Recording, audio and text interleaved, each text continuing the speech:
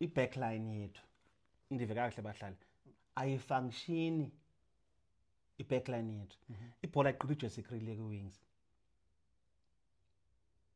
depending ngibala onqobo 10 no uzayisa uDamian uzayisa uSasha Damian efika kuJesse Kriel ayifiki u14 oh yeah uJesse Kriel uza nezinye izinto uJesse Kriel has been kodwa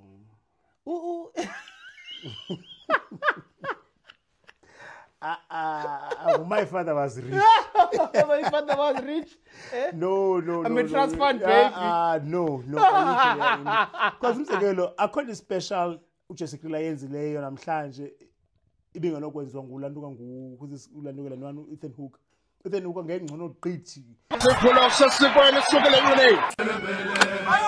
Hayo leka nombelembele. Hayo leka sehlobo sombelembele.